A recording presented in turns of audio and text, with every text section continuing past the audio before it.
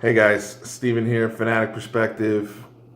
Just actually got a chance to break down the Errol Spence Jr. and Lamont Peterson fight. Errol Spence Jr. winning by uh, TKO as Peterson's corner. His trainer and father figure Barry Hunter decided he could not continue. But what a tremendous showcase for Errol Spence Jr. He's my favorite fighter in boxing right now. I mentioned that on my top five, or I think I did top five fighters from at the end of 2017. He's my favorite fighter in all of boxing. He's must see TV for me, and I've been watching him. Really since I want to say 2014 or so, but. Just a tremendous showcase for this young man against a respected quality opponent. I'm originally, for those of you who don't know, I'm from the DC area.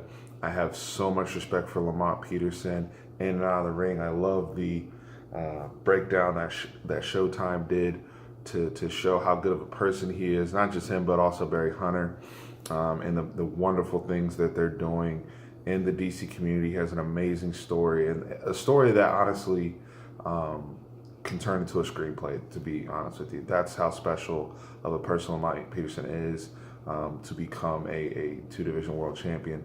So great competition for Errol Spence to push himself and to also send a message to Keith Thurman, and he did that in resounding fashion.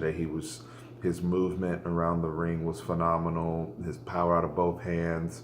The thing I love with Spence, and I love one of my traits with boxing is favorite traits is going to the body, establishing punches to the body early, getting that activity up, because it makes it so much easier to land those big uppercuts and right hooks and crosses later in the fight, because guys' their guard is going to come down, and so many boxers don't take their time because it's not sexy to go to the body consistently. But one of the things that Paulie Malignaggi mentioned in the broadcast was, excuse me guys, I'm dealing with some allergies down here, but one of the things that Paulie mentioned in the broadcast was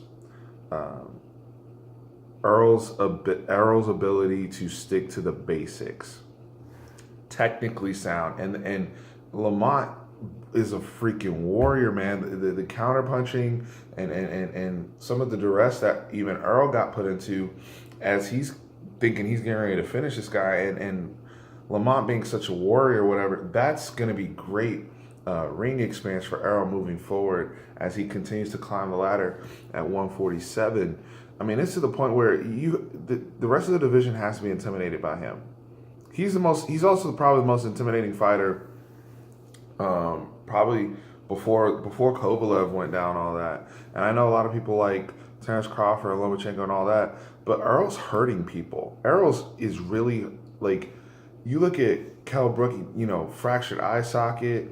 Lamont Peterson may never fight again.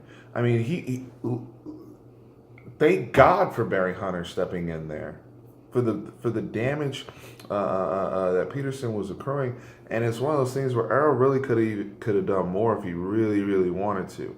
But again, Peterson being the warrior, no quit mentality, it made me kind of sad, a little emotional, just watching the interaction between him and his trainer in the corners, and his trainer just saying, I don't like it. I don't like what I'm seeing, and being a father first and protecting it. And as a young black man, especially from the DC area, I can relate to them so much in terms of seeing that. I thought it was so cool for us to see that in the fight. With all that being said, Errol Spence Jr. has the potential to be the face of boxing, and I see it now clear. Every single fight, he gives me something else. His feet were a lot better. I think that was an issue for him in the Kell Brook fight. Head movement is still an issue with Errol. He got caught a lot, with some counter right hooks. But again, when you're fighting high-level fighters, you're going to get hit. That's part of the script to being a great champion. Look at the Floyd Mayweathers, Leonards. All these guys took tremendous, great punches, tremendous punishment, and being able to rally through it, finish a round.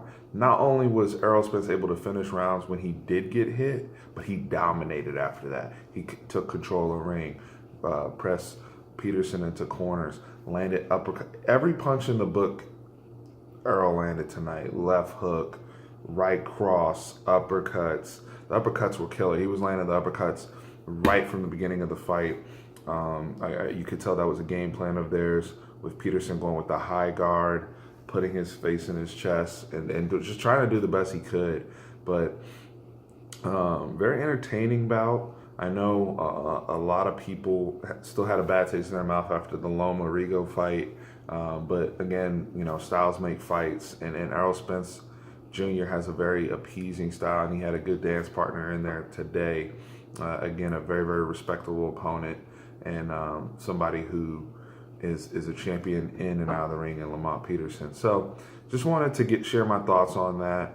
I was really happy to see Errol call out Keith Thurman again. I love it. I love the attitude and the bravado he's bringing, because he's not, he's not flamboyant. He's just, Earl is straight up and down. This is how it is. And to me, he's starting to become my generation's Marvin Hagler, like the big bad wolf that nobody wants to talk about. And I just hope they give this brother a shot to prove himself against Keith Thurman, against, even going down the road. I mean, Earl can fight at a bigger size. They were talking about Charlo, said he's the hardest person he's ever sparred in their camp. And I'm looking at, even a guy like Canelo Alvarez, and even down the road, I mean, I know Terrence Crawford just got there, but, the hype is surrounding him after being undisputed champion at 140. So very, very exciting stuff going on. Great start to the year, year of boxing in 2018. And I'm just excited to see where many of these young fighters go. But ultimately, I look at Errol Spence Jr. being the superstar, that Roy Jones Jr., that guy that can transcend over to many of the casual fans. Because even though his personality may not be the most marketable, the way he fights and his style, and his ability to legitimately hurt people, I'll pay to see that all day.